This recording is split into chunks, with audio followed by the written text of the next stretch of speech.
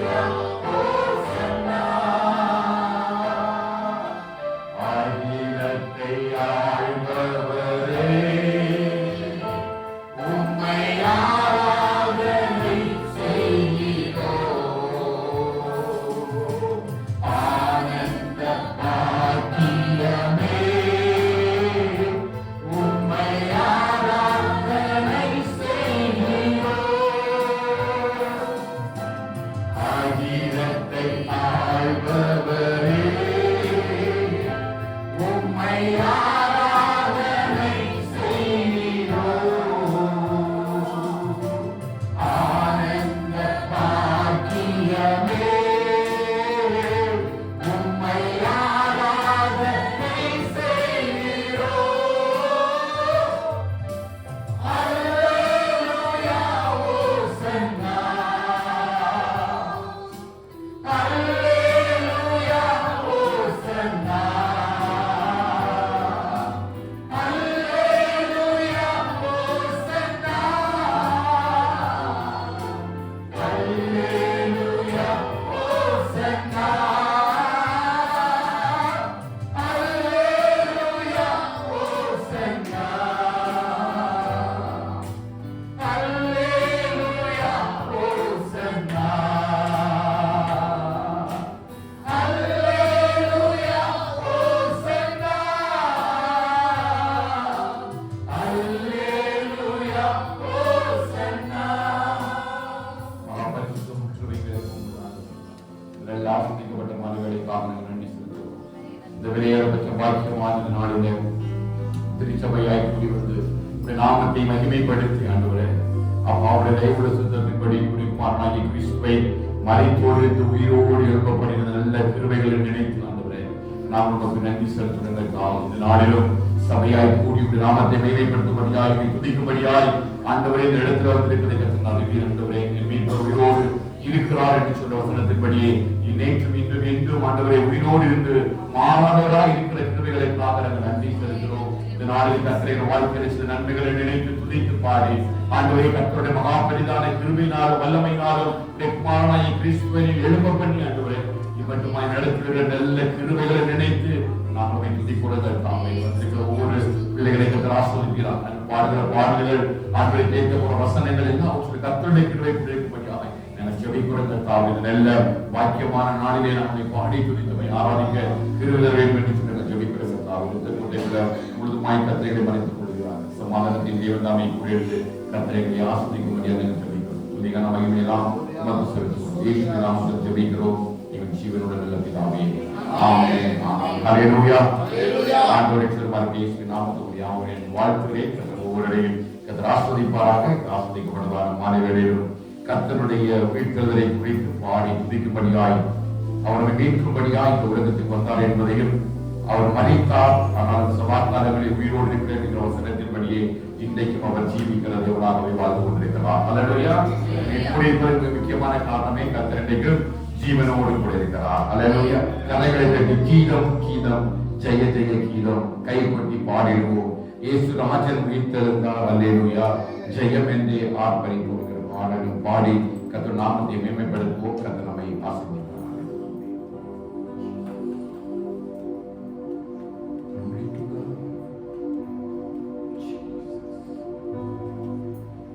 கீதம் கீதம் ஜெய ஜெய கீதம் கை கொட்டி பாடிடுவோம். கீதம் கீதம் ஜெய ஜெய கீதம் கை கொட்டி பாடிடுவோம். இயேசுராஜன் உயிர்த்தெழுந்தார். அல்லேலூயா. ஜெயம் என்று ஆர்ப்பரிப்போம். இயேசுராஜன் உயிர்த்தெழுந்தார். அல்லேலூயா. ஜெயம் என்று ஆர்ப்பரிப்போம். கீதம்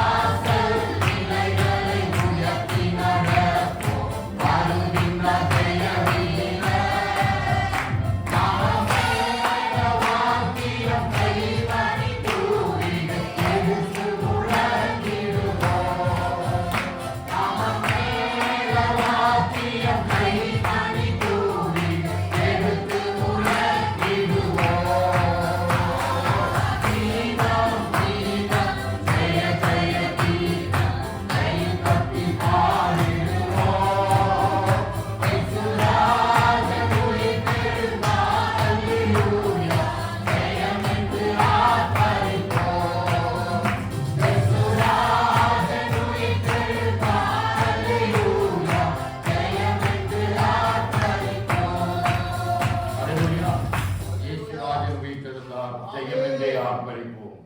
அல்லேலூயா.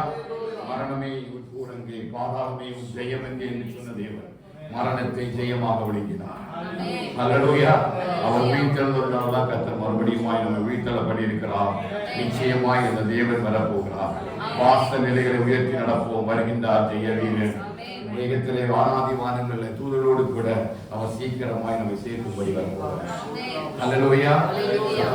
அல்லேலூயா. உயிர்த்தெழுந்தாரே. அல்லேலூயா. ஜெயித்தெழுந்தாரே. உயிருடன் வந்த மீட்பு இயேசுவின் சொந்தமானாரே. கல்லறை திறந்திடவே, கடும் சேவகர் பயந்திடவே, வல்லவரே உயிர்த்தெழுந்தாரே. வல்ல பிதாவின் செய்கிறது பாடலை கரங்களில் பாடுவோம். கர்த்தர் நாம மகிமைப்படுத்தார்.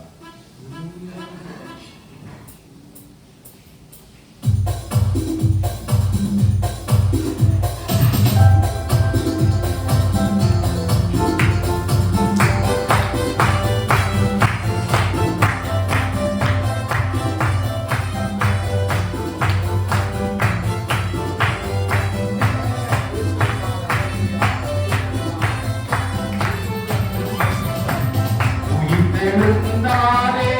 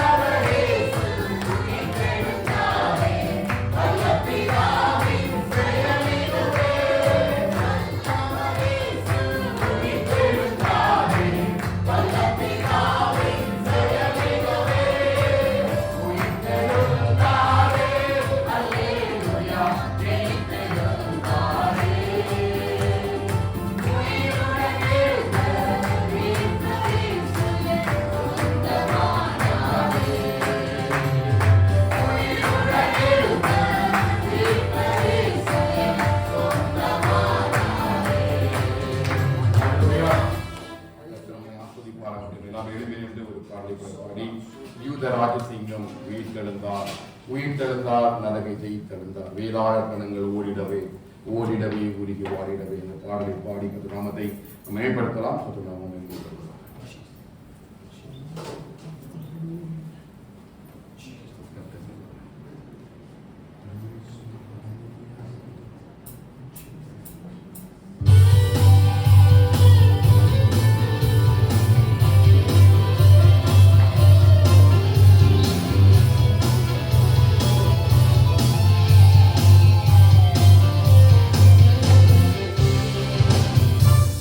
that I sing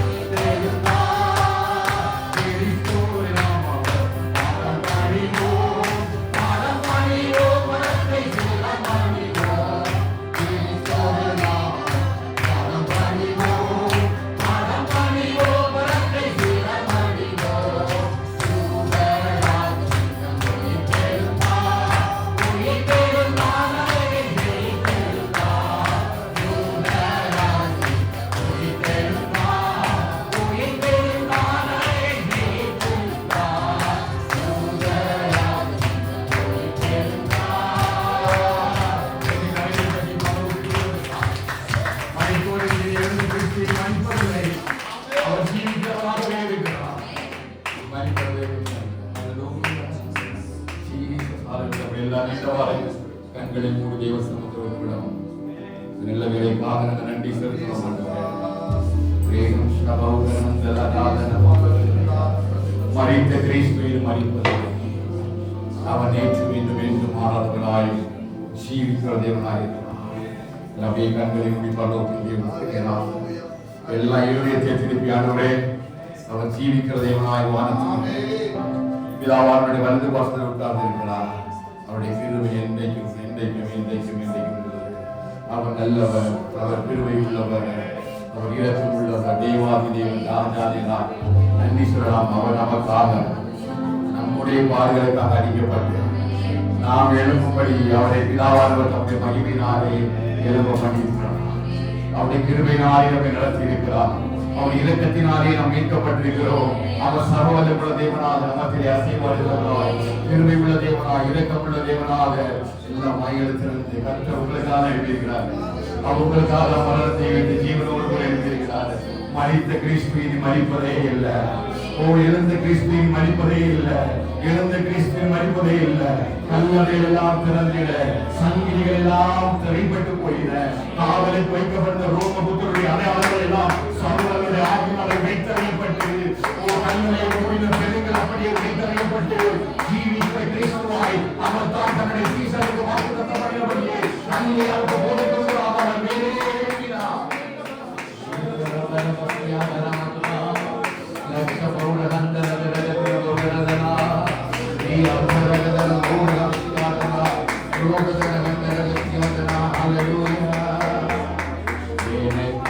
ஜீவன் விட்டவரே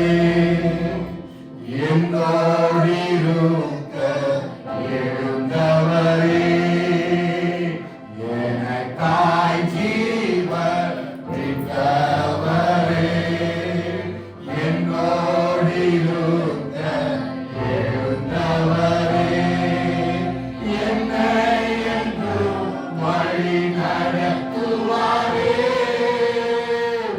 என்னை சந்திக்க வந்திடுவாரே, என்னை என்றும் வழி நடத்துவாரே, என்னை சந்திக்க வந்திடுவாரே.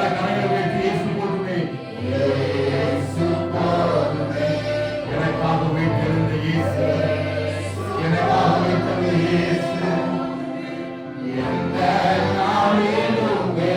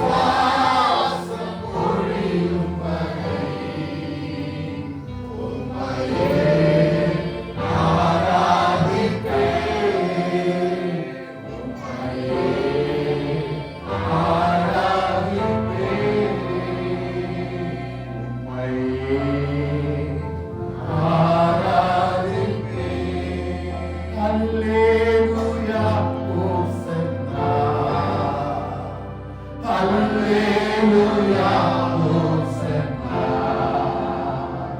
Hallelujah, Hosanna. Hallelujah, Hosanna. Hallelujah, Hosanna. Sabda mein bola. Hallelujah, Hosanna. Hallelujah, Hosanna. Hallelujah, Hosanna.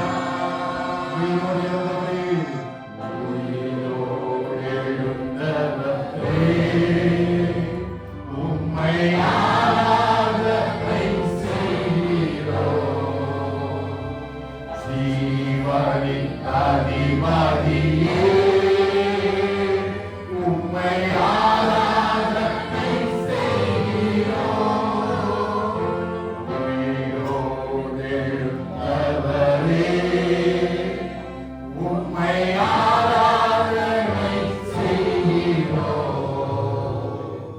ஜீவனின் அதிபதியே, உம்மை ஆராதனை செய்கிறோம். Hallelujah, Hosanna. Hallelujah, Hosanna. Hallelujah, Hosanna. Hallelujah, Hosanna. Hallelujah, Hosanna.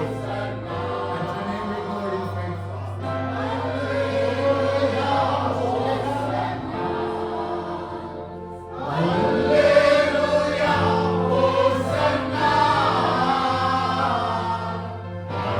Hallelujah, Hosanna.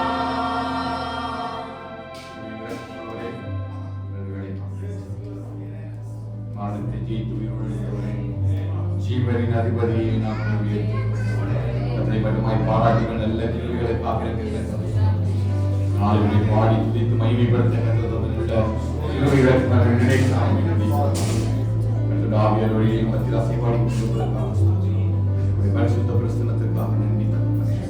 அதனுடைய துதிகான மகிமை எல்லாம் நமக்கு செலுத்துவதற்காக துதிகள் மத்தியிலே வாசமாயிருக்கிறார். ஸ்தோத்திரத்தக்க வகையிலே ஆண்டவரே, நல்ல வேலைக்காக நன்றி செலுத்துவோம். ஆண்டவரே, ஒவ்வொருவரையும் உயிர்த்தலின் வல்லமையின் ஆள முடிப்படுகிறார். ஒவ்வொருவரையும் உயிர்த்தலின் வல்லமையின் ஆள முடிப்படுகிறார். தேவ கிருபைக்குள்ள நாங்கள் ஒவ்வொருவரும் மறைத்துக் கொள்ள பழக்கத்தை கிருபை செய்யும்.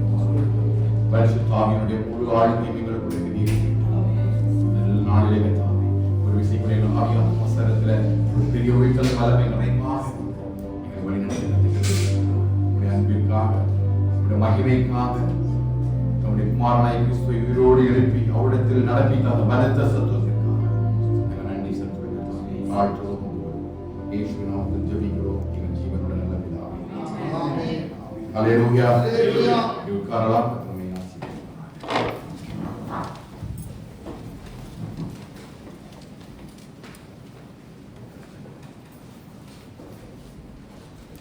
கர்த்தருடைய பரிசுத்த நாமத்திற்கு மகிமை உண்டாவதாக. இந்த ஆசீர்வதிக்கப்பட்ட வேளையிலும் எல்லாரும் கூடி வந்து இந்த கிறிஸ்துவினுடைய உயிர்த்தெழுதலை தெய்வ சமூகத்தில் மகிழ்ச்சியாய் செலிப்ரேட் பண்ணும்படியை கர்த்தர் தந்த நல்ல கிருபைகளுக்காக கர்த்தரை ஸ்தோத்திரிக்கிறேன். கர்த்தர் நல்லவர், அவர் கிருபை என்றுமே உள்ளது. யோபு சொன்னது போல என் மீட்பர் உயிரோடு இருக்கிறார். ஆமென். பல வருஷங்களுக்கு முன்பதாக யோபு பாடின அந்த வார்த்தை உன்னுடைய வாயிலில் புறப்பட்ட தீர்க்கதரிசன வார்த்தை, என் மீட்பர் இன்னும் உயிரோடு இருக்கிறார். அதன்படியே கர்த்தருடைய வார்த்தை நிறைவேறத்தக்கதாக ஆண்டவராகிய இயேசு கிறிஸ்து இந்த பூமியிலே வந்து நமக்காக சிலுவையில் அறையப்பட்டு நிந்தையும் அவமானத்தையும் சுமந்து இந்த 3ஆம் நாளிலே அவர் தம்முடைய குமாரனாகிய கிறிஸ்துவை பிதாவாகிய தேவன் தம்முடைய பலத்த சத்துவத்தினாலே உயிரோடு எழுப்பப்படினார். ஹல்லேலூயா.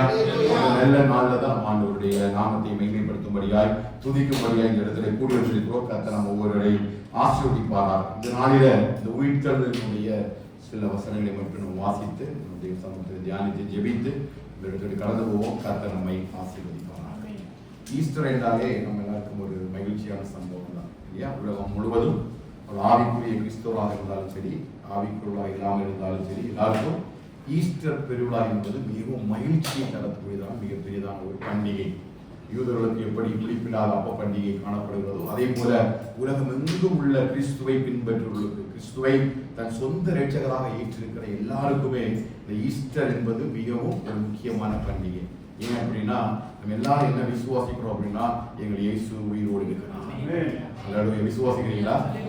இயேசு நம்முடைய மீட்பர், என்னுடைய இரட்சகர், அவர் இன்றைக்கும் உயிரோடு கூட இருக்கிறார். அவர் எனக்காக தான் தன்னுடைய மேன்மை எல்லாம் விட்டு இந்த பூமிக்கு வந்தார். வேதம் சொல்லி தம்மை தாமே வெறுத்து அடிமை ரூபம் எடுத்து இந்த பூமிக்கு வந்தார்.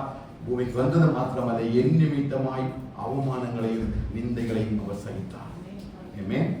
மரித்தார், அப்படியே வந்து அடக்கம் பண்ணப்பட்டார். மறுபடியும் பிதாவாகிய தேவன் தம்முடைய மகத்துவமான வல்லமையினாலே அவரை உயிரோடு எழுப்பினார். அந்த உயிர்த்தலின் வல்லமை எனக்குள்ள என்ன நிச்சயத்தை தருகிறது என்பதை தேவ பிள்ளைகளாகி நாம் புரிந்து கொள்ள வேண்டும்.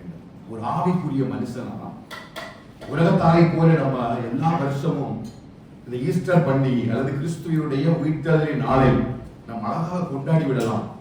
ஆனால் இந்த ஈஸ்டர் என்னுடைய வாழ்க்கையில் ஏற்படுத்தின மாற்றம் என்ன? அது கண்டிப்பா நமக்கு என்ன செய்யணும், தெரியணும். நிச்சயமாக தேவன் தம்முடைய குமாரனை உயிரோடு எழும்ப பண்ணினதற்கு ஒரு நோக்கம் இருந்தது. அது ஒவ்வொரு தேவ பிள்ளையுடைய வாழ்க்கையிலும் பலிக்க வேண்டும். முதலாவது அது என்ன நோக்கம் என்பதை விசுவாசிகளாக நாம் அறிந்து கொள்ள வேண்டும். எல்லா மனுஷரையும் போல சாதாரணமாக நாம் ஒரு பண்டிகை நாட்களை போல இந்த தினத்தை நாம் கொண்டாடிவிட்டு கடந்து போய்விட முடியாது. ஏனென்று சொன்னால் இங்கே நடக்கிற அத்தனை சம்பவங்களும் உலகத்தினுடைய நியதிக்கு மாறானவைகள். எந்த மனுஷனும் மரித்த பிறகு உயிரோடு எழுந்தது போல எந்த சரித்திரமும் இந்த உலகத்திலே இல்லை. இன்றைக்கும் யூதர்களில் சில பேர் கிறிஸ்து மரித்து உயிரோடு எழுந்ததை நம்பவில்லை. சதுசேயர் என்கிற ஒரு கூட்டமே உயிர்த்தெழுதலை நம்பிக்கை இல்லாமல் இன்றைக்கும் சுற்றி கொண்டிருக்கிறார்கள். அன்றைக்கும் இயேசுவிடத்திலே இந்த உயிர்த்தெழுதலை நம்பிக்கை இல்லாதவாறு அநேக கேள்விகளை கேட்டார்கள். அவர் வேதத்துல அழகான பதிலை எல்லாம் அவர்களுக்கு சொல்லியிருக்கிறார். ஆனால் இன்றைக்கு உலகத்திற்கு தெரியுமோ தெரியாதோ அந்த உயிர்த்தெழுதலின் வல்லமைக்குள்ள நாம் ஒவ்வொருடைய உயிர்த்தெழுதலும் நடைபெற்றிருக்கிறார்கள். புரியுதா? அந்த இயேசு கிறிஸ்துவினுடைய உயிர்த்தெழுதலுக்கு உள்ளதான் இருக்கிற நம் ஒவ்வொருடைய உயிர்த்தெழுதலையும் அவர் நடத்தி இருக்கிறார். ஒரு நம்பிக்கையோடு கூட வாழ்ந்து கொண்டிருக்கிறோம். உலக மனுஷனுக்கு நம்பிக்கை இல்லை, ஆனால் நாம் எல்லாருக்கும் ஒரு நம்பிக்கை இருக்கிறது. என்ன நம்பிக்கை? ஆண்டவராகிய இயேசு கிறிஸ்து மறுபடியும் வரப்போகிறார். நான் உயிரோடு இருந்தாலும், நான் மரித்திருந்தாலும் மறுரூபமாகி மறுபடியும் நான் அவரை சந்திப்பேன் என்கிற விசுவாசத்தின் நோக்கத்தில் தான் நாம் ஓடிக்கொண்டிருக்கிறோம். அல்லேலூயா. அப்ப இயேசு கிறிஸ்துவினுடைய மரணத்துக்குள்ளா என்னுடைய மரணமும் எழுதப்பட்டது. இயேசு கிறிஸ்துவினுடைய உயிர்த்தெழுதலுக்குள்ளா என்னுடைய உயிர்த்தெழுதலும் எழுதப்பட்டது. அதுதான் ரோமர் 8வது அதிகாரத்துல அப்போஸ்தலனாகிய பவுல் ரோம சபைக்கு எழுதும் பொழுது அந்த உயிர்த்தெழுதலுடைய சாயலை தான் அவர் சொல்றார் பாருங்க. ரோமர் 8வது அதிகாரத்தில் 6வது அதிகாரம் 4வது 5வது வசனத்தை வாசிங்க. மேலும் பிதாவின் மகிமையினாலே கிறிஸ்து மரித்தோரிலிருந்து எழுப்பப்பட்டது போல நாமும் புதிதான ஜீவனுள்ளாய் நடந்து கொள்ளும்படிக்கு அவருடைய மரணத்திற்குள்ளாக்கும் ஞானஸ்நானத்தினாலே கிறிஸ்துவுடனே கூட அடக்கம் பண்ணப்பட்டோம். ஞானஸ்நானத்தினாலே நம்ம கிறிஸ்துவுடனே கூட என்ன பண்ணப்பட்டிருக்கோம்? அவ என்னுடைய அடக்கம் அங்க நடந்துச்சு.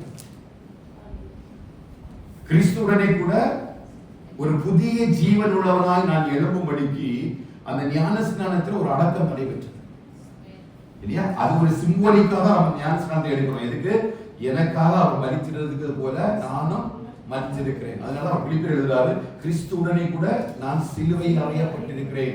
இனி பிழைப்பது நான் அல்ல, கிறிஸ்துவே. அவருடைய மரணத்துக்குள்ளாக என்னுடைய மரணமும் இருந்தது. இனி அடுத்து எழுதுறாங்க, ஆதலால் அவருடைய மரணத்தின் சாயலில் நாம் இணைக்கப்பட்டுள்ளாய் இருந்தால் அவர் உயிர்த்தெழுதலின் சாயலிலும் இணைக்கப்பட்டிருப்போம். அவருடைய உயிர்த்தெழுதலின் சாயலிலும் இணைக்கப்பட்டிருப்போம். எவ்வளவு பெரிய சத்தியம் பாருங்க. அவர் என்ன சொல்றாரு? அந்த வசனத்தை ரொம்ப கேர்ஃபுல்லா படிக்கணும். அவருடைய மரணத்தின் சாயலில் நாம் இணைக்கப்பட்டிருக்கிறோம். அவர் எழுதிட்டா அப்படின்னா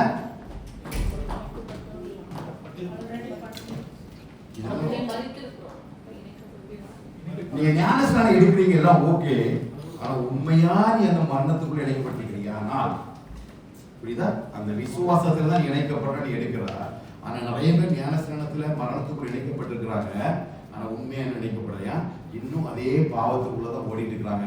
அவங்க என்ன சொல்றாங்க, கிறிஸ்துவுடனே கூட மரணத்துக்குள் இணைக்கப்பட்டிருக்கிறோம் அப்படின்னு விசுவாசம் சொல்றாங்க. அங்க பவுல் என்ன எழுதுறாரு, அப்படி உண்மையாகவே நீங்க கிறிஸ்துவுடனே கூட இணைக்கப்பட்டிருக்கிறார்கள் அவருடைய உயிர்த்தலின் சாயலும் இணைக்கப்பட்டிருக்கிறார். அவருடைய வருகையை குறித்து சொல்றாரு, யாரெல்லாம் மரித்த பிறகு உயிரோடு எழும்புறாங்களோ இவங்க எல்லாரும் தான் அங்கே அடக்கம் பண்ணப்பட்டவர்களா இருப்பாங்க. எல்லாரும் ரட்சிக்கப்பட்ட எல்லாரும் ஞானஸ்நானம் எடுத்த எல்லாரும் உயிர்த்தெழுவாங்கன்னு கேட்டா தெரியாது. யாரெல்லாம் கிறிஸ்துக்குள்ள முதல் பரிசுத்தவான்கள் எல்லாம் முதலிலே கிறிஸ்துக்குள்ளே உயிரோடு எழும்புவார்கள். அதானே வேதம் கட்சி தெரிந்து. அதான் பவுல் சொல்றாரு, நீ உண்மையாகலுமே கிறிஸ்துவுடனே கூட அந்த மரணத்தின் சாயல்ல நீ இணைக்கப்பட்டிருப்பீர்களானால், உன் வாழ்க்கையை நீ உண்மையாக ஒப்பு கொடுத்து அந்த ஞானஸ்நானத்தின் அடிப்படையில் இணைக்கப்பட்டிருப்பீர்களானால் நிச்சயமா அவர் வரும் பொழுது அந்த உயிர்த்தலின் சாயலிலும் இணைக்கப்பட்டிருப்பார். நம்முடைய கருத்துல தந்துட்டாரு. நம்ம ஞானஸ்நானத்தை எடுக்கிறோம், ஞானஸ்நானத்தை பேசுறோம், ஞானஸ்நானத்தின் கிரிகள் எல்லாம் பண்றோம். ஆனா அந்த மரணத்தின் சாயலை சுமந்து திரிகிறவர்கள், அந்த உயிர்த்தலின் சாயலை சுமந்து திரிகிறவர்கள் மறுபடியும் பாவத்துக்குள்ள பிரவேசிக்க மாட்டார்கள். ஏன்? மரித்த கிறிஸ்து இனி உயிருடன் கிறிஸ்து இனி மரிப்பதில்லை. அதனால பவுல் எழுதுறாரு, நீங்க பாவத்துக்கு மரித்து நீதிக்கு பிழைத்ததுனால மறுபடியும் நீங்க மரிப்பது எப்படி? அப்ப எனக்குள்ள பாவம் இருக்க முடியாது. அப்படிதான் உண்மையை இணைக்கப்படுது. அப்படி என்று சொல்லிதான் இந்த உயிர்த்தெழுதலை குறித்து அநேக காரியங்கள் இதெல்லாம் சப்ஜெக்ட். அப்ப நமக்கு ஒரு நம்பிக்கை தருது. என்ன நம்பிக்கை? உயிர்த்தெழுதல் நமக்கு ஒரு பெரிய ஒரு மாற்றத்தை ஏற்படுத்துகிறது. என்ன மாற்றம்? 2 கொரிந்தியர் சிந்தனை சொன்னால் 4வது அதிகாரம் 15வது வசனத்தை வாசிங்க. 2 கொரிந்தியர். தேவனுடைய மகிமை விளங்குவதற்கு ஏதுவாக எல்லாரும் அந்த வசனத்தை எடுக்கணும். 2 கொரிந்தியர் 4வது அதிகாரம் 15வது வசனத்துக்கு நேராக 2 கொரிந்தியர் 4:14. கர்த்தராகிய இயேசுவை எழுப்பினவர், தெளிவா எல்லாம் படிங்க. கர்த்தராகிய இயேசுவை எழுப்பினவர் எங்களையும் இயேசுவை கொண்டு எழுப்பி உங்களுடனே கூட தமக்கு முன்பாக நிறுத்துவார் என்று அறிந்திருக்கிறோம். அல்லேலூயா. எத்தனை பேர் அறிந்திருக்கிறீங்க? அந்த இயேசு கிறிஸ்துவை உயிரோடு எழுப்பினவர் யாரு? பிதாவாகிய தேவன் இல்லையா? 2வது எபேசியர் 2 படிக்கும்போது 1வது அதிகாரம் 19வது வசனத்துல சொல்றாரு, அவர் தம்முடைய குமாரனை தன்னுடைய பலத்த சத்துவத்தினால் எழுப்பப்படினார். அந்த மகிமையை விசுவாசிகளாகிய நம்மிடத்திலேயே விளங்க பண்ண நமக்கு நல்ல திறந்த மனக்கண்களை தர வேண்டும் என்று சொல்லி எபேசு சபைக்கு அப்போஸ்தலன் பவுல் ஜெபிக்கிறார்.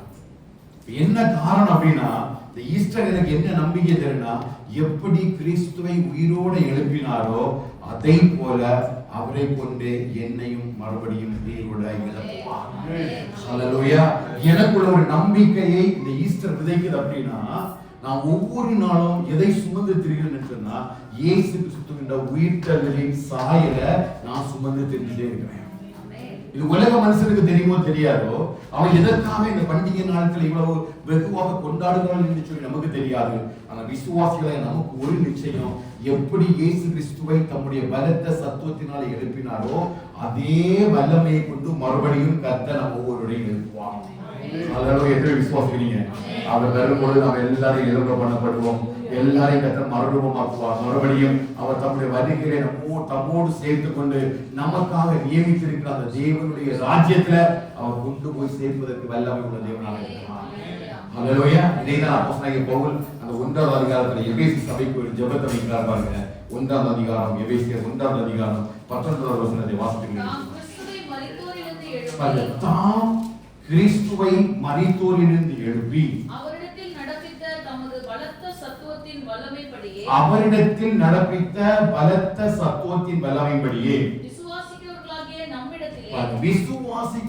நம்மிடத்திலும் காண்பிக்கும் தம்முடைய வல்லமையின் மகா மேன்மையான மகத்துவம் இன்னதென்றும் நீங்கள் அறியும்படிக்கு அவர் உங்களுக்கு பிரகாசமுள்ள மனக்கண்களை கொடுக்க வேண்டும் என்று வேண்டிக் கொள்கிறேன். ஹல்லேலூயா. இது அருமையான ஜெபம் இல்லையா? எபேசு சபைக்கு ஒரு சபைக்கு இப்படிப்பட்ட ஜெபம் தான் தேவைப்படுகிறது இல்லையா? இன்னைக்கு சபைக்கு இப்படிப்பட்ட ஜெபம் தான் தேவைப்படுகிறது. என்ன ஜெபம்? எப்படியாயிலும் அந்த கிறிஸ்துவினுடைய உயிர்த்தலுடைய மகிமை எப்படி வெளிப்பட்டதோ விசுவாசிக்கிற நமக்குள்ளேயும் அப்படிப்பட்ட மகிமை வெளிப்படுகிறத விசுவாசிகளாகிய நாம் நம்முடைய கண்கள்னால காண வேண்டும். ஹல்லேலூயா. அந்த கண்களை யார் தருகிறா? அந்த மனக்கண்களை தந்தரல வேண்டும். அதனாலதான் பவுல் கொரிந்திய சபைக்கு எழுதுறாரு, அந்த மனக்கண்களை பிரபஞ்சத்தின் அதிபதியானவன் குருடாக்கி வைத்திருக்கிறார். இந்த சுவிசேஷத்தின் ஒளி என்ன சுவிசேஷம்? இந்த இயேசு கிறிஸ்து உயிரோட எழும்பினார் என்ற உயிர்த்தெழுதலின் சுவிசேஷமும் விசுவாசிகளாக நமக்குள்ள பிரகாசிக்க கூடாதபடிக்கு மனக்கண்கள் எல்லாம் குருடாக்கி வைத்திருக்கிறார் என்று சொல்லி கொரிந்து சபைக்கு எழுதுவது மாத்திரமல்ல, அந்த கண்களிலிருந்து ஒரு விடுதலை அவர் எனக்கு வைக்கணும். அந்த சேம் சிச்சுவேஷன் இயேசு கிறிஸ்துவ அடக்கம் பண்ணப்பட்டு ஆவியில உயிர்ப்பிக்கப்பட்டு எப்படி உயிரோட எழும்பி வந்தார், அவரா எழும்பி வரல. யார் எழுப்ப பண்ணினார்? பிதாவானவர் எழுப்ப பண்ணினார். அதே வல்லமைய அதே மாதிரி அந்த கிருபைய விசுவாசிகளாக நமக்குள்ள வைத்திருக்கிறார். இதுதான் உயிர்த்தலோட வல்லமை ஒவ்வொரு தேவ பிள்ளையோட வாழ்க்கையிலும் கிரியை செய்கிறது. ஒரு நாளும் எனக்கு நேரிடுகிற பாடுகளையும் ஆபத்துகளையும் துன்பங்களையும் கண்டு நான் ஒரு நாளும் சோர்ந்து போயிடக்கூடாது. அதை 2 கொரிந்தியர் எழுதும்போது 15வது 16வது வசனத்துல 4வது அதிகாரம் 16வது வசனத்துல 17வது வசனத்தை வாசிப்பீங்க. இருக்கிறீங்களா? இந்த கொரிந்திய சபைக்கு எழுதுறாரு, இப்பொழுது நாங்கள் படும் பாடுகள் எல்லாம் பெருசா இருக்குது. எங்க சரீரத்தில் கிறிஸ்துவோட மரணத்தை நாங்கள் சுமந்து தெரிகிறோம். ஆனா எங்களுக்கு ஒண்ணு தெரியும், உள்ளார்ந்த மனுஷன் புதுப்பிக்கப்படும்படியா இல்லையா? ஆனபடினாலே நாங்கள் சோர்ந்து போகிறதில்லை. எங்கள் புறம்பான மனுஷனானது அழிந்தும் உள்ளான மனுஷனானது நாளுக்கு நாள் எப்படி புதிதாக்கப்படுகிறது?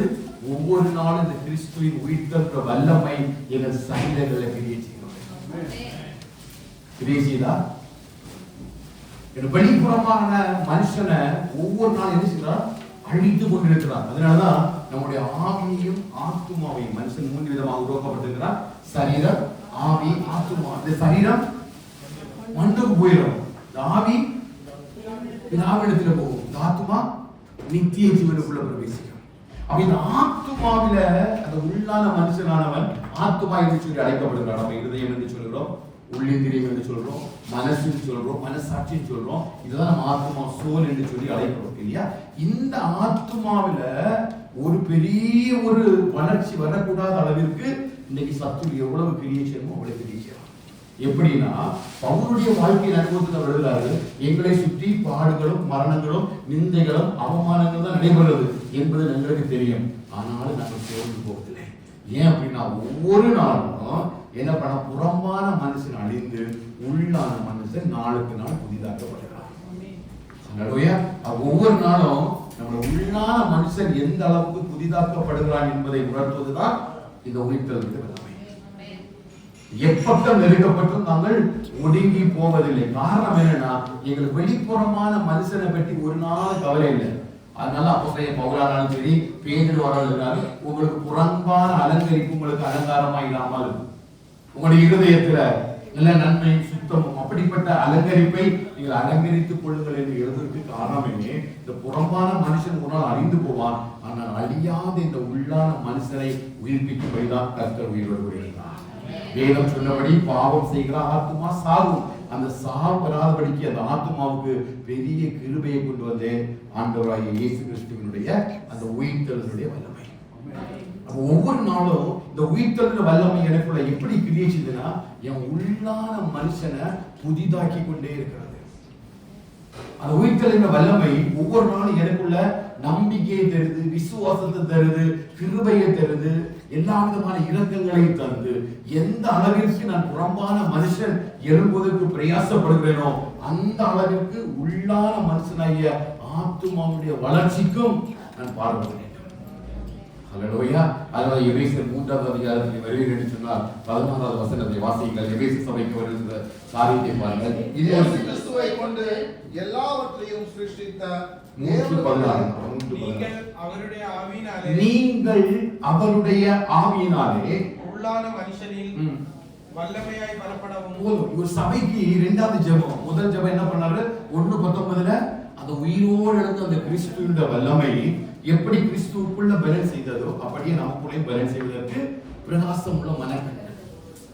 இன்னைக்கு ஜெபம் சபைக்கு தான் தேவை. ஆனா சபைக்கு இன்னைக்கு ஜெபம் எப்படி இருக்குன்னு பாத்தீங்கன்னா, சபையுடைய வளர்ச்சி, சபையுடைய பெருக்கம், கிருபை, அப்படி ஆசீர்வாதமே ஓடுது. ஆனா வேதம் நமக்கு அப்படி ஒரு ஜெபத்தை என்ன செய்யல, காண்பித்து தரவே இல்லை. பவுல் ஜெபிக்கிறாரு, முழங்கால் படிட்டு ஜெபிக்கிறார். என்ன ஜெபிக்கிறார்னா அந்த உயிர்த்தெழுந்த வல்லமை ஒவ்வொரு விசுவாசிகளுக்குள்ளும் அறிந்து கொள்ளும்படியாய் பிரகாசம் உள்ள மனக்கண்களை எனக்கு தாரும். யாருக்கு? எபேசு சபைக்கு. ஆரம்பத்துல பாத்தீங்கன்னா எல்லா எபேசு சபையில் உள்ள விசுவாசிகளுக்கும் தான் எழுதுறாங்க. இன்னைக்கு ஜெபம் சபைக்கு எப்படிப்பட்டதாய் காணப்படுகிறது? எப்படிப்பட்ட ஜெபத்தை நம்ம சபைக்காக ஜெபிக்கிறோம்? சபையுடைய வளர்ச்சியா, சபையுடைய பெருக்கமா, சபையுடைய ஆசீர்வாதமா? இல்ல, ஒவ்வொரு விசுவாசிக்குள்ள இந்த உயிர்த்தெழுந்த வல்லமையை கண்டுகொள்ளும்படியாய் பிரகாசம் உள்ள மனக்கண்களை கர்த்தர் ஒவ்வொருவருக்கு தருவாராக.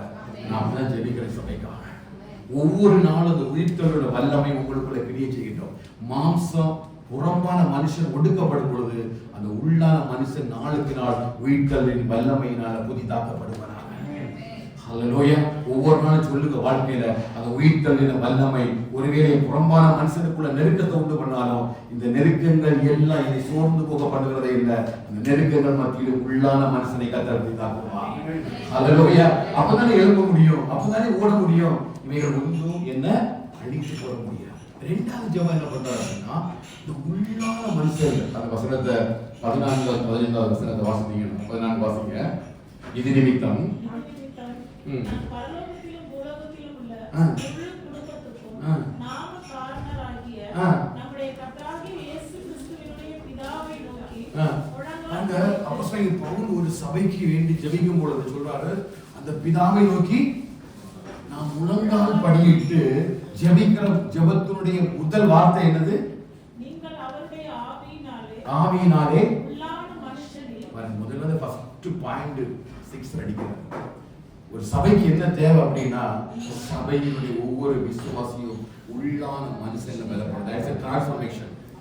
சபை அதான் உருவாக்குது. சபை எதை உருவாக்குதுன்னா, என் உள்ளான மனுஷனுக்குள்ள ஒரு டிரான்ஸ்ஃபர்மேஷன். ஒவ்வொரு வாரமும், ஒவ்வொரு நாளும், ஒவ்வொரு ஆராதனை, ஒவ்வொரு ஜெபமும் என் உள்ளான மனுஷனுக்குள்ள ஒரு பலத்தை ஏற்படுத்தும். எந்த அளவுக்கு என் உள்ளான மனுஷன் வல்லமையா பலப்படுறானோ அந்த அளவுக்கு என் மாம்சம் பலத்தோட ஓடும். எந்த அளவுக்கு இந்த உள்ளான மனுஷனில இந்த வார்த்தை மேல உள்ள விசுவாசம் தாகம் எழும்ப ஆரம்பிக்குதோ அந்த அளவுக்கு என் மாம்சம் அப்படி ஓட ஆரம்பிக்கும். இல்லைன்னா மாம்சமும் சோர்ந்து போயிடும். அதான் மாம்சம் வந்து பலவீனம் உள்ளது. எது உற்சாகம் உள்ளது? ஆவி உற்சாகம் உள்ளது. உங்களுக்கு ஒரு ஆவியானவர் இருக்கிறாரு. இந்த ஆவியானவர் உன் உள்ளான மனுஷனை எப்படி பலப்படுத்துறாரு? வல்லமையா பலப்படுத்த சொல்லு. பயப்படாத, எழும்பு, ஓடு, கர்த்தரோடு பலப்படுத்துகிறார். ஹல்லேலூயா. காண்டாமிருகத்தின் கொம்பை போல கொம்பு உயர பண்ணுவார். புது எண்ணெய் நான் அபிஷேகம் பண்ண சொல்லி கழுகளை போல செட்டல் அடித்து எழும்போ என்று சொல்லி அந்த விசுவாசத்தின் வார்த்தைகளின் ஆத்துமாவை உயிரடைய பண்ண மாம்சமும் சரியாக எழுப்பி போட ஆரம்பிக்கிறது. அந்த உயிர்த்தலின் வல்லமை தான் அவர் அந்த சபைக்கு ஒரு ஜெபமாக வைக்கிறார். அப்ப இந்த உயிர்த்தல் வல்லமை எங்க வேலை செய்யுது? எங்க வேலை செய்யுது? உள்ளான மனுஷனுக்குள்ள. இந்த உள்ளான மனுஷன் தான் ஆண்டவராய் இயேசு கிறிஸ்துவை சொன்னார். அவர் மத்தேயுல என்ன சொன்னார் அப்படின்னா, இந்த ஆத்துமாவை கொல்ல வல்லவருக்கே பயப்படாத. இந்த சரீரத்தை கொல்ல வல்லவருக்கு நினைச்சாத, பயப்படாத. இந்த ஆத்துமாவையும் சரீரத்தையும் நரகத்திலே தள்ள வல்லவருக்கே நீ பயப்படுவாய். ஆனா இந்த ஆத்துமாவை கர்த்தர் பார்க்கும்போது அது பலவீனப்பட்ட ஆத்துமாவாக மாறக்கூடாது. ஆத்துமாவை ரட்சிக்கதானே வந்த பூமிக்கு வந்தா. ஆத்துமாவில பலனை உண்டு பண்ணுவதே கர்த்தர் வந்தா. ஆத்துமாவில வளர்ச்சியை உண்டு பண்ணுவதே கர்த்தர் அந்த பூமியில வந்து மரித்து உயிரோடு இருந்தார். அந்த வல்லமையினாலே கர்த்தர் நம்முடைய ஆத்துமாவை பலப்படுத்துவார். புரியுது? உயிர்த்தலோட வல்லமை என் உள்ளான மனுஷனை பலப்படுத்தணும். போன ஈஸ்டர் மாதிரி இந்த ஈஸ்டர் கூடாது. உள்ளான மனுஷன் போன ஈஸ்டர்ல எப்படி வளர்ந்திருந்தானோ அதை காட்டில் இந்த ஒரு வருஷத்துல இன்னும் சதா சொல்லுங்க வளர்ந்திருக்கணும். போன வருஷம் இந்த ஜெபம் இல்லை, இந்த வருஷம் மாறி இருக்கணும்.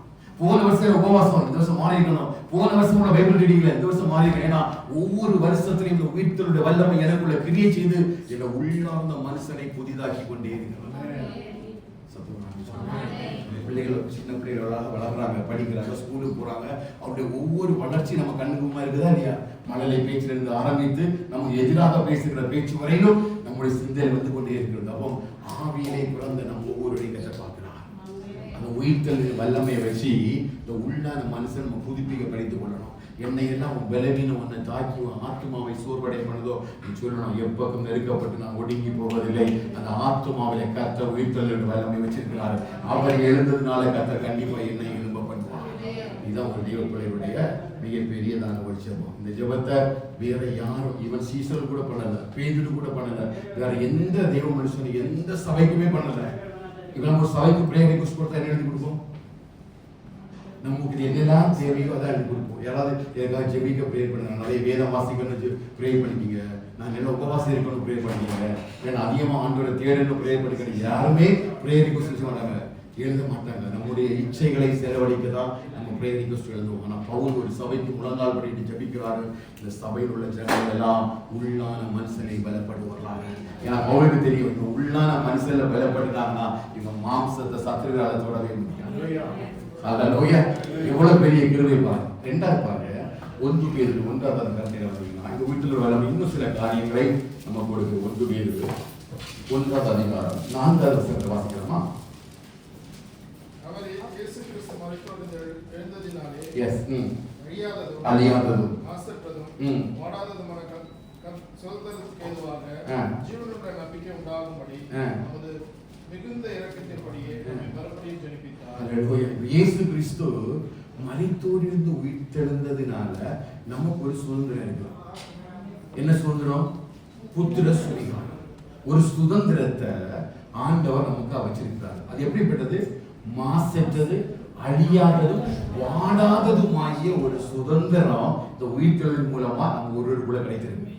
நீங்க விசுவாசிக்கிறீங்களோ விசுவாசிக்கலையோ, யாரெல்லாம் அந்த ஆண்டவராய் இயேசு கிறிஸ்துவை ஏற்றுக்கொண்டு சொந்த ரட்சகராக ஏற்றுக்கொண்டு ஞானஸ்நானம் எடுத்து நம்ம வாசித்தது போல இணைந்திருப்பீர்களானால் நீங்க நிச்சயமா உயிர்த்தெழுதலின் சாயலில் இணைந்திருப்பீர்கள். அப்படி உயிர்த்தெழுதலின் சாயலில் இணைந்திருக்கிற உங்களுக்கு பரலோகத்துல ஒரு பெரிய சுதந்திரத்தை கிடைச்சிருக்காங்க. அந்த சுதந்திரம் எப்படிப்பட்டது அப்படின்னா மாசற்றதும் வாடாததும் அழியாதுமாகிய சுதந்திரம். அவ நிச்சயமா இந்த உயிர்த்தலுடைய நம்பிக்கை எனக்கு ஒன்று உருவாக்குது. கண்டிப்பா பரலோகத்துல எனக்கு கூட எது விசுவாசிக்கிறீங்க? சத்தமா சொல்லுவாங்க. எவ்வளவு அப்படி உயிர்த்தலுடைய நம்பிக்கை என்ன? கண்டிப்பா எனக்கும் என் குடும்பத்திற்கும் பரலோகத்துல ஒரே இடம் உண்டு. அது சுதந்திரமாக கர்த்தர் எனக்கு வச்சிருக்காங்க. வாழ்த்து வாசிங்க. கடைசி காலத்தில் வெளிப்பட ஆயத்தப்பட்டிருக்கிற ரட்சிப்புக்கு ஏதுவாக விசுவாசத்தை கொண்டு தேவனுடைய பலத்தினாலே காக்கப்பட்டிருக்கிற உங்களுக்கு இந்த சுதந்திரம் பரலோகத்தில் வைக்கப்பட்டிருக்கிறது. விசுவாசத்தை கொண்டு தேவனுடைய பலத்தினாலே காக்கப்பட்டிருக்கிற உங்களுக்கு அந்த சுதந்திரம் எங்க சரி? இப்ப நமக்கு வீட்டுல சுதந்திரம் இல்லாம இருக்கலாம், நமக்கு சுதந்திரத்தை பெற்றுக்கொள்ள முடியாது இருக்கலாம், பாடுகள் இருக்கலாம், கஷ்டங்கள் இருக்கலாம், நஷ்டங்கள் இருக்கலாம். ஆனா அந்த உயிர்த்தலின் வல்லமை என்னோட உள்ளான மனுஷனுக்குள் பிரவேசிக்க ஆரம்பிக்கும் பொழுது எனக்கான ஒரு சுதந்திரம் அங்கே வைக்கப்பட்டிருக்கிறாங்க. அது என்னிடத்திலிருந்து யாரும் என்ன செய்ய முடியாது, எடுக்க முடியாது. அது மாசற்றது, வாடாதது, அழியாததுமாகிய ஒரு பெரிய சுதந்திரத்தை இந்த உயிர்த்தலின் வல்லமை எனக்குள்ள கொண்டு வந்திருக்கு. அது எந்த அடிப்படையில் பாத்தீங்கன்னா விசுவாசத்தை கொண்டு தேவனுடைய பலத்தினால அது காக்கப்படுமா. என் விசுவாசத்தின் அடிப்படையில் என்ன விசுவாசம்? இந்த உயிர்த்தலின் வல்லமைய இந்த உள்ளான மனுஷனுக்குள்ள வச்சு எவெல்லாம் விசுவாசிக்கிறானோ அவனுக்கான சுதந்திரம் நிச்சயமா பரலோகத்திலே இருக்கு. புரியுதா? புரிஞ்சவங்க ராமன் சொல்லுங்க. உயிர்த்தலின் வல்லமை உங்களுக்கு ஒரு சுதந்திரத்தை வைத்துக் கொண்டிருக்கிறது. அந்த சுதந்திரம் விசுவாசத்தின் அடிப்படையில தான் அந்த சுதந்திரத்தை நாம் சுதந்திரித்துக் கொள்ள முடியும். 6வது வசனம், இதனாலே நீங்கள் மிகவும் இந்த சுதந்திரத்தை கேட்ட உடனே எல்லாருக்கும் என்னது? சந்தோஷம். எனக்கான ஒரு சுதந்திரம். ஆனா அந்த சுதந்திரத்தை சுதந்திரிப்பதற்கு சில காரியங்கள் எழுத பாருங்க. என்றாலும் துன்பப்பட வேண்டியது அவசியமானதால் இப்பொழுது கொஞ்ச காலம் பலவிதமான சோதனைகளால் இந்த சுதந்திரத்தை நம்மகிட்ட எடுப்பதற்காகத்தான் சோதனைக்காரன் ஒவ்வொரு நாளும் கண்பிடித்து சோதனை கொண்டு வரும். புரியுதா? இப்ப அவனுக்கு தெரியும் நம்ம எல்லாருக்கும் ஒரு சுதந்திரம் எங்க இருக்குது, வைக்கப்பட்டது. அவன் என்ன நினைச்சான்? அந்த இயேசுவை சிலுவையில் அறைந்து அவமானப்படுத்தி கொலை செய்து விட்டால் இதோட அது சாம்ராஜ்யமே முடிந்தது. எங்க ஆதியாகமம் 3வது அதிகாரத்தில் உன் வித்துக்கும் அவன் வித்துக்கும் பகை உண்டு பண்ணுவான்னு சொன்ன அந்த சாம்ராஜ்யமே முடிஞ்சுங்கிற அடிப்படையில தான் பிசாசு இந்த யூதர்களுக்குள்ள புகுந்து யூதாசுக்குள்ள புகுந்து அவரை சிலுவையில் அறைவிட்டு அவமானப்படுத்தி சபிக்கப்பட்டவனுங்கிற முத்திரையை கொடுத்து அவர் அடக்கம் பண்ணி விட்டா முழுசும் முடிஞ்சதுன்னு நினைச்சிருக்கிற நேரத்துல தேவனுடைய பலத்த சத்துவத்தின் வல்லமையினால கர்த்தர் எல்லாரும் உயிரோடு ஹல்லேலூயா. அந்த உயிரோடு இருந்த வல்லமை கிறிஸ்துவுக்கு உள்ள மாத்திரமல்ல, அந்த கிறிஸ்துவை யாரெல்லாம் விசுவாசிக்கிறாங்களோ அவங்க எல்லாருக்குள்ளேயும் செயல்பட ஆரம்பித்த உடனே சத்துருவால தாங்க முடியல. அவன் நினைச்சான் இயேசுவை முடிச்சிட்டா இந்த மீட்பு கிடையாது, முடிஞ்சிட்டு நினைச்சான். ஆனா தேவன் அவரை உயிரோடு எழும்ப பண்ணினதுனால இன்னைக்கு அந்த இயேசு கிறிஸ்துவின் மூலமாய் நாம் எல்லாருக்கும் ஒரு பெரிய மீட்பை தேவன் தந்திருக்கிறார். அல்லேலூயா. ஒரு பெரிய ரட்சிப்பை தேவன் கட்டளையிட்டிருக்கிறார். அப்படி கட்டளையிட்டு நாம் எல்லாருக்கும் ஒரு சுதந்திரத்தையும் பரலோகத்தில் வைத்திருக்கிறார். அதை மறுபடியும் கொண்டு வந்து சேர்க்கும்படி கர்த்தர் வருவார்.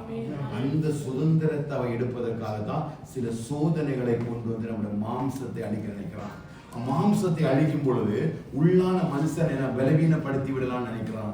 மாம்சத்துக்குள்ள கிரியை செய்யும் பொழுது அந்த சூழ்நிலைகளை மாற்றி அமைக்கும் பொழுது எல்லாத்தையும் மாற்றி அமைச்சு நினைக்கிறான். அதற்காக தான் எடுத்துக்காட்டாக ஆபிரகாம் கூட முன்னே வைக்கப்பட்டார். அவனுக்கு வயசானாலும் அவனுடைய விசுவாசத்துல பலவீனம் இல்லை.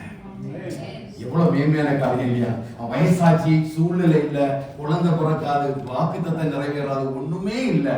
அவன் என்ன ஆனாலும் அவனுடைய ஆத்துமாவில் உற்சாகம் என்ன தெரியுமா? அவன் ஆத்துமா அந்த விசுவாசத்துல பலவீனமே இல்லை. அவன் ஆத்துமாவில பலம் உள்ளவனாய் விசுவாசம் உள்ளவனாய் இருந்தான். அந்த சுதந்திரத்தை அவன் சுதந்திரித்துக் கொண்டான்.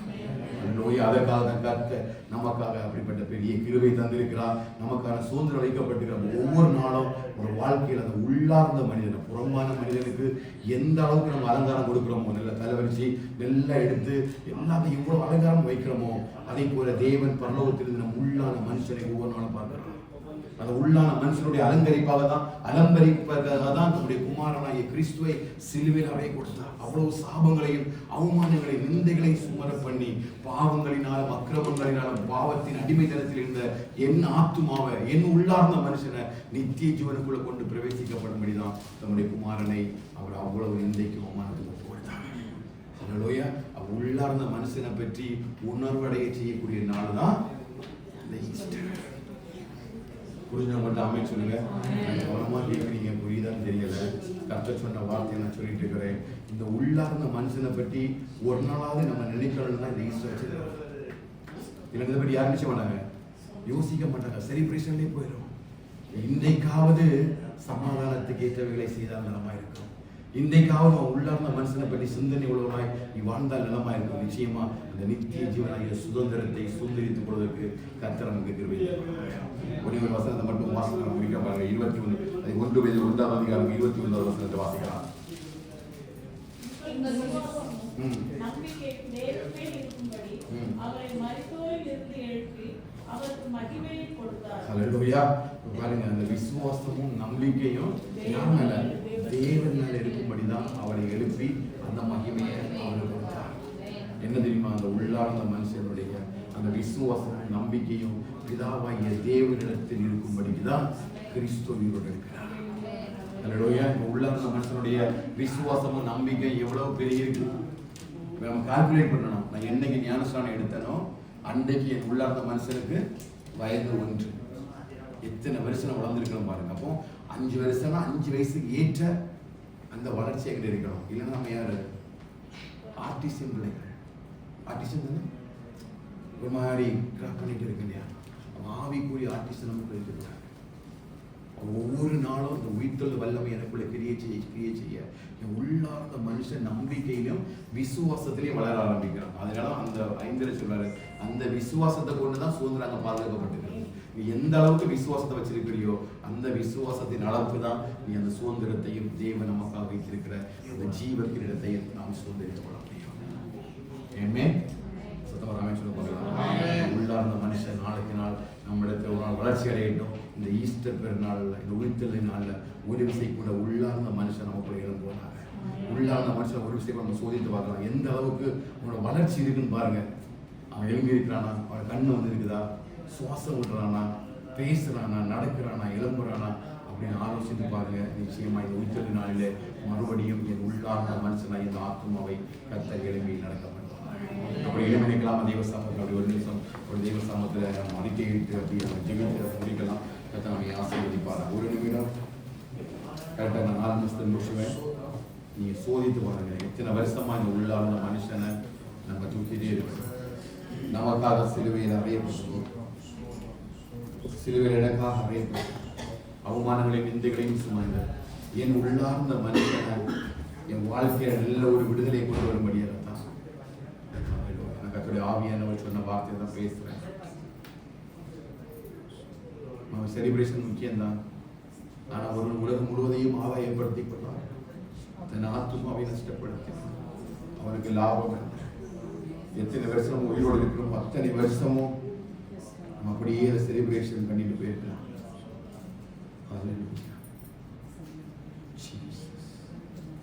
அப்படி முடிச்சு நம்ம போயிடலாம். ஆனால் அவருடைய சமூகத்தில் இருக்கும் பொழுதுதான் இந்த உள்ளான மனுஷனுடைய வளர்ச்சியை குறித்து கருத்து நம்மளுக்கு கேட்க முடியும். இயேசுவே எங்களுடைய கருத்திலே ஒப்பு கொடுக்கும், எங்களுடைய கருத்தில் ஒப்பு கொடுக்கும். பெற்றுக்கொண்ட ரட்சிப்பிலையும் விசுவாசத்திலையும் நம்பிக்கையிலும் உறுதியாக இருக்க கர்த்தர் எங்களுக்கு விதவினார். உள்ளார்ந்த மனிதன் நாளுக்கு நாள் புதிதாக்கப்படுகின்ற நேரம் இது. உள்ளார்ந்த மனிதன் நாளுக்கு நாள் புதிதாக்கப்படுகின்ற நேரம் இது. சோர்ந்து போகாதே, நீ சோர்ந்து போகாதே, சோர்ந்து போகாதே, நீ சோர்ந்து போகாதே. அதி சீக்கிரத்தில் நீங்கிவிடும் இந்த லேசான உபத்திரவம். அதி சீக்கிரத்தில் நீங்கிவிடும் இந்த லேசான உபத்திரவம். மன்னவன் இயேசு வருகையிலே மகிழ்ந்து நாமும் களிகூறுவோம். மன்னவன் இயேசு வருகையிலே மகிழ்ந்து நாமும் களிகூறுவோம். சோர்ந்து போகாதே, நீ சோர்ந்து போகாதே, சோர்ந்து போகாதே, நீ சோர்ந்து போகாதே. அதி சீக்கிரத்தில்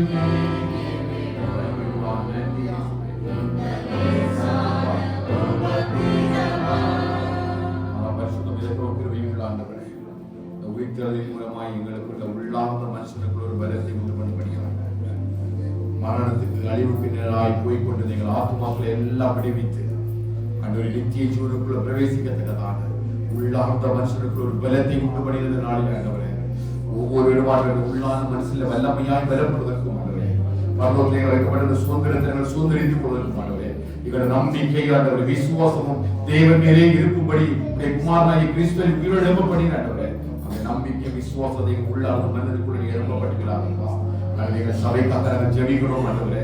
அப்போஸ்தலன் பவுல் எபேசு சபைக்கு ஜெபித்தது போல ஊழியக்காரனாய் ஆண்டவரே எங்களுக்கு தந்த நல்ல சபைக்காக ஸ்தோத்திரம் ஆண்டவரே.